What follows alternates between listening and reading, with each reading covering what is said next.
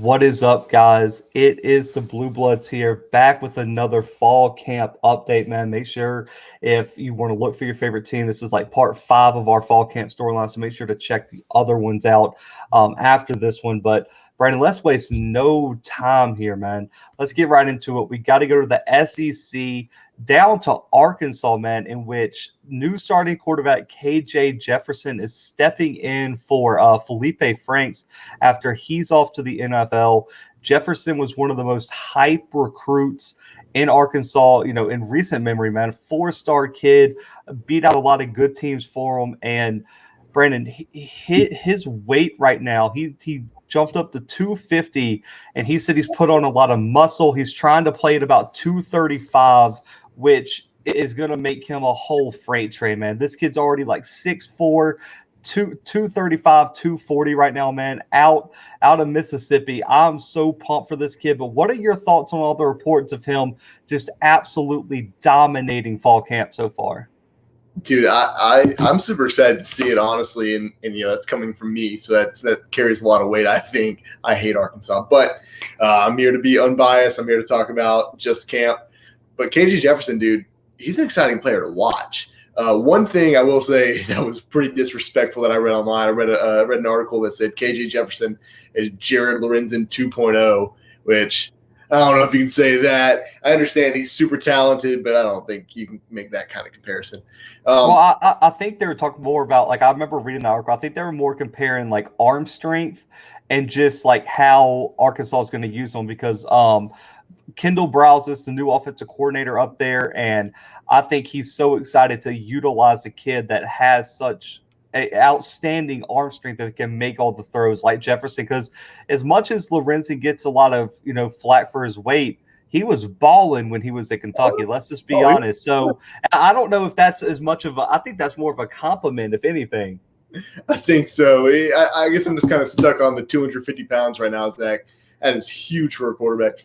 And you said he wants to play at 235. That's going to be – I don't know if he can do that. I don't know if he's going to be able to drop 15 pounds in like a couple of weeks. But in any case, dude, he's going to be a serious threat, especially from what we've seen in fall camp.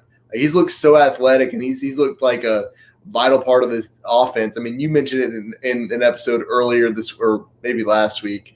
I guess it was last week. You mentioned that he's no Felipe Franks. He is the real deal, and I think I 100% agree with you on that.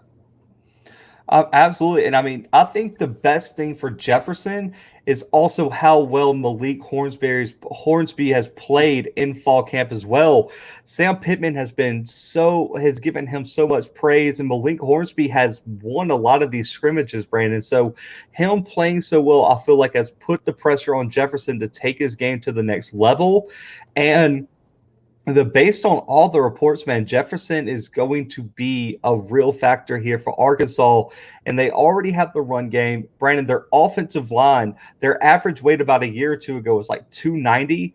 The average weight for the offensive line now is 313. So they finally added some size to that offensive line, which has been a criticism. So the offensive line is going to be there, Brandon. We saw the defense.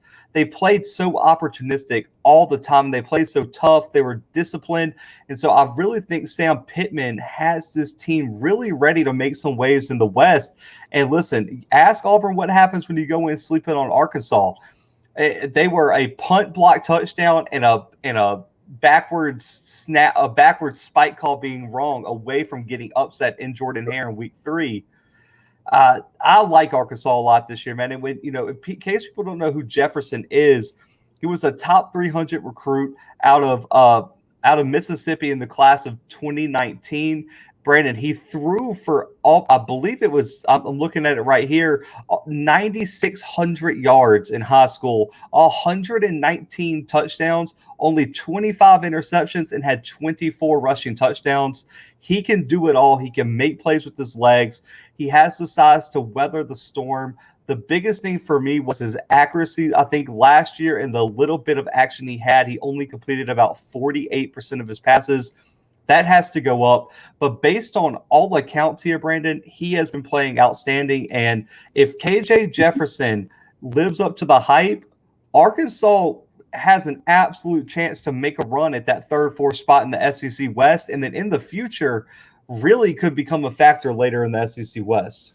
You're not wrong, Zach. And Arkansas has already made these giant strides under Sam Pittman last season, and they were so much better than the team that we saw in 2019, 28, especially 2018, 2017. Like all these years that Arkansas kind of faded into obscurity in the SEC. I think they can be a real contender. I'm not saying they're going to win the SEC. Alabama still exists. That's still a school. Georgia's still there. But Arkansas can definitely surprise some teams. I mean, I wouldn't be shocked if they beat some teams. It seems like they always beat teams they shouldn't beat. But I wouldn't be surprised at all if they made even bigger strides this season and shocked a lot of people. Bowl eligibility is in reach, in my opinion, for Arkansas. This team is question. Yeah. I'm so pumped for Arkansas, but guys, we're going to move on here to Florida State, in which they don't have KJ Jefferson. They probably wish they did.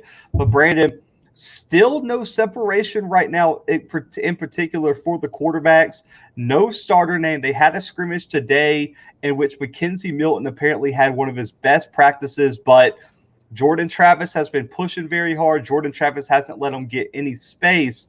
And right now, Mike Norvell has not made his announcement yet. So for you, what do you think about this QB battle? And do you think it's really Milton's job to lose right now?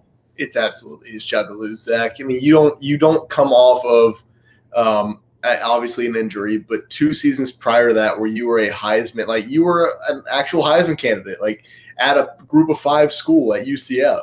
Like, that just doesn't happen. This kid is super talented. Everybody knows. I sing McKenzie Milton's praises all the time. Every single time that either Florida State or UCF come up on this podcast, I talk about him. He is the real deal. I don't even understand how this is a contest at this point, unless somehow Jordan Travis is just and I'm not saying he's a bad quarterback, but unless he's just a much better quarterback than I anticipated. Yeah, and I mean, personally, I believe Norvell probably wants to name a starter, but based on everything I've read from Florida State insiders, all the big blog sites, there's a thought that they could run a 2-quarterback system to start the season. And I find it hard to believe that just because Mike Norvell never did that in Memphis. And I guess in my memory, he did that at Memphis. If I'm wrong, please correct me. But thinking back, they always had that one go-to quarterback. And when I look at the system Mike Norvell wants to run, I just feel like McKenzie Milton fits that better. He's a better pocket passer. I think he has some more accurate. He's more accurate, and he's better at anticipating where wide receivers need to be. You saw that at UCF. He threw a lot of people open, and he made good choices, which ultimately led UCF to making a strong run with him as the quarterback. The thing that he can't offer, which I know it's hard to separate with Jordan Travis, is the dynamic nature that he can be with his legs. He can be a force on the ground, Jordan Travis. And that's what you saw late in the season when Florida State pulled some of those upsets, is they did it on the back of Jordan Travis being that dual threat guy. But for me, when you're Mike Norvell and you know you need to win something season. You don't need to win it all. No one's expecting you to win the ACC or win even the division, but you can't lose games to like Georgia Tech. You can't slip up and have a close game with Jacksonville State, because they're coming in, I think, week 1 or 2 this year to Tallahassee. So for me, McKenzie Milton is the obvious choice, especially as the race goes on. I mean, based on everything I'm reading, I would assume it might be 55-45, 60-40 toward McKenzie Milton. I just think when you're in a practice situation, that the dynamic factor that Jordan Travis can be on the ground is really what's making this decision hard, because you don't want to lose that, Brandon. I mean, that's a part of the game where if the pocket breaks down, Jordan Travis can go make a play. But for me, when you look at the accuracy, the experience, the arm strength, everything that you have to, and it's a win now thing, and you have the weapons surrounding the quarterback to do something pretty big, I just think McKenzie Milton has to be your guy. And just personally, I would be shocked if they didn't start McKenzie Milton, because you hardly see a guy like him with the pedigree he has transfer in somewhere and not win the starting job. And if that happens, one of 2 things is happen. Either Jordan Travis had a way better fall camp than anyone could have ever thought, and all the beat reporters and everything were wrong, or McKenzie Milton had an underlying issue that everyone just somewhat overlooked, because McKenzie Milton didn't come to Florida State to sit on the bench. McKenzie Milton came to Florida State to start for them. And so for me, just based on system fit, I think McKenzie Milton has to be QB1 for Florida State. Yeah, I think so too. And I've already said my piece on McKenzie Milton. I will say this about Jordan Travis. He does bring like a little bit of flair to this offense. He has a career average 6.5 yards per carry as a quarterback, and that's nuts. That's insane. But what you were saying about a 2-quarterback system, and I'm not going to like dwell on this too much because I don't know if there's a lot of truth to it. I've never seen a successful 2-quarterback system, so that's my main point. I've never seen a successful 2-quarterback system. If there was one, I guess this would be kind of what you're aiming for. The one guy who's more mobile in Jordan Travis, and then McKenzie Milton, who just the true pocket passer, can make downfield plays. But I would also be shocked if it wasn't McKenzie Milton. Maybe they're kind of leading Jordan Travis because this is his 4th season at Florida State. Maybe the team's behind him, something like that. Or maybe McKenzie Milton hasn't recovered very well from his injury. I don't know. I don't know the case is. There's a reason I'm not the coach and Mike Norvell is, I guess, at the end of the day. But man, that's a tough look if they don't start McKenzie Milton. Yeah, I completely agree. If they want to compete for the ACC, I think you got to go with Milton there. But let's move on to another ACC team, and that's Clemson. And so we got the question at running back, Brandon. When you have to replace somebody, I know the Trevor Lawrence loss is huge, but when you've got a 5-star, arguably one of the best quarterbacks in the country, and DJ coming in, I feel like that loss is up. I guess it's like decreased a little bit. Like the pressure behind that decision isn't as much, but there's a huge question mark behind Travis Etienne's departure, especially after Clemson lost to Marcus Bowman, a 5-star running back who was everyone's favorite to replace him. So Brandon, Lynn J. Dixon is the senior, returning running back that a lot of people like, but also you have Kobe Pace as well in that running room, and then you also have Will Shipley, who's another 5-star running back who could find his way into the mix. So, what are you looking at running back, and how big of a decision is this for Dabo Swinney, especially when there's still question marks surrounding the interior of that offensive line? Oh, it's going to be absolutely huge, Zach. I mean, just coming off of the 4-year starter that Travis Etienne was, like, how do you replace a guy like that? You know what I'm saying? Like when a lot of people think about Clemson, at least in recent years, they think Travis Etienne and Trevor Lawrence. Like, those are the 2 guys that pop in mind, like, first thing. And so with the 4-year starter, like I said, Travis Etienne leaving, that's a big hole. Lynn J. Dixon, I will say, though, has impressed a lot of people, myself included. I just remember him playing. I mean, he's played every single game, I believe, in the past 3 seasons. I think it has been every single game. So he's at least made an appearance. Yeah, he hasn't started, obviously, but he has played. I guess his biggest season would have been probably 2019. He never carried the load at Clemson, but when he did play, when he did have to step in, he did a really good job. He's never averaged fewer than 4.5 yards a carry in his college career. He has 13 total touchdowns over these 3 seasons, and he wasn't the starter. The guy is very impressive. Obviously, Kobe Pace is too, and Clemson's not going to get a bad running back, Zach. I mean, that's the main thing. We have to understand that. I wouldn't say Clemson's necessarily going to be like this isn't going to be like to their detriment. They're not going to have a guy who goes in and, suddenly you can't run the ball at Clemson. That's not the case. Whoever starts here, it really shouldn't even be an issue because whoever gets into the ball game is going to make plays, is going to be an essential part of this offense and this team in general.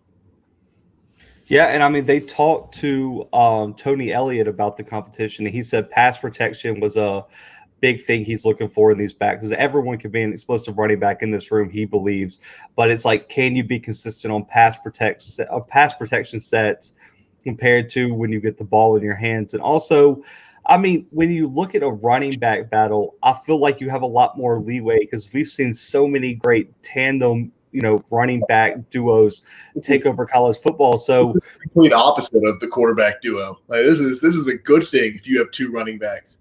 And I've seen 3 running back systems work. So I mean, when I look at my time as an Auburn fan, I mean, you have you got Trey Mason, Corey Grant, and Ontario, and I believe it was Ben Tate or someone like that. They had like 3 guys they would rotate in and out.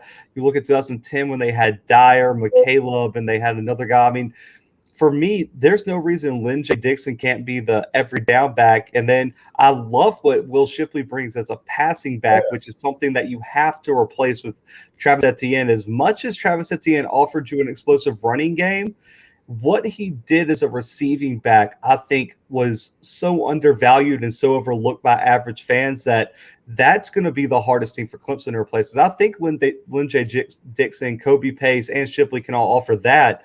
But it's can they be the receiving threat that Etienne was? Because Etienne was pretty much a wide, like when he went out of the backfield, he was like a real deal wide receiver. He had the route running, the ability to make plays out in space. And so for me, that's what Tony Elliott's looking for the most is who can we trust to be a good pass protector, which Etienne was, and a pass catcher out the backfield, which Etienne was arguably one of the greatest running backs of all time catching out of the backfield. Right. No, I definitely agree. And Will Shipley does bring that to the table. It's going to be hard to replace a guy like Etienne just because I keep saying Etienne for some reason. Etienne, I don't know why. But it's going to be tough to replace him. I think Clemson's best option probably is using all 3 guys. Not necessarily the same amount, but kind of the same way that we see a lot of teams do. I mean, LSU has used 4 running backs the time before. That's the thing that happens in college football. And it usually plays really well. And I think it's the best way to do it with running backs is the first 2-3 weeks of the season, even though you got Georgia week 1, so that might be different, but maybe week 2, 3, and 4, you can rotate them all and find out who you really can rely on in game situations. Like when you look at like 2017 where Kerryon Johnson exploded onto the scene, he was barely the starting running back like week 1, but they rotated him in and out, found out he could be relied on. You see that happening all around the country where early in the season, it's really plug and play with running backs where you got to find out who's your key guy. And before we get off here, man, I wanted to also mention a name, Xavier Thomas on the D line, Brandon. Was a guy who exploded onto the scene 2 years ago. He's kind of got lost in the shuffle due to how many great defensive linemen that Clemson's brought in. He gained a lot of weight last year, Brandon, but he's been reported at camp to lose over 30 pounds.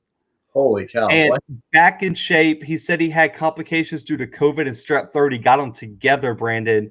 And like his weight gain was almost 300 pounds. He's lost 30 pounds. And apparently he's shown that type of explosiveness and physicality from his All-American season in 2018. So I wanted to throw that in there just to let people know this Clemson D-line might have just got even scarier with Xavier Thomas reaching back to that form. Just to scare everybody who's not a Clemson fan real quick. Just talk that right there. Exactly. Better be ready with that D-line with Miles Murphy, Xavier Thomas, Brian Barisi, and Tyler Davis at defensive tackle. I mean, there's no school in the country that has 4 guys of that caliber all playing next to each other, and that's not even including KJ Henry, who's like another rotational piece, and all the other. I mean, I could go probably 10 deep with Clemson, but, man, I had to throw that in there. But, guys, appreciate y'all tuning in, man. Make sure to subscribe now. Shout out to y'all, man. We just hit 700 subs yesterday. Thank you guys so much, man. Me and B-Dub cannot thank y'all enough. I mean, we never thought we'd ever hit 100, and here we are at 700 since like February, man. So shout out to y'all. So please make sure to subscribe, like this video, share it with your friends, family, other college football fans. We'll be back tomorrow with another fall camp update and also our SEC preview, 7 p.m. Central Time live right here on YouTube, Twitter, and Facebook. And we have all our other conference previews in a playlist, man. We'll link it right here or link it at the end of the video. And that way you guys can tune into that and check it all out and let us know. But guys, for right now, though, for Beat Up, myself, and the Blue Bloods, we are out.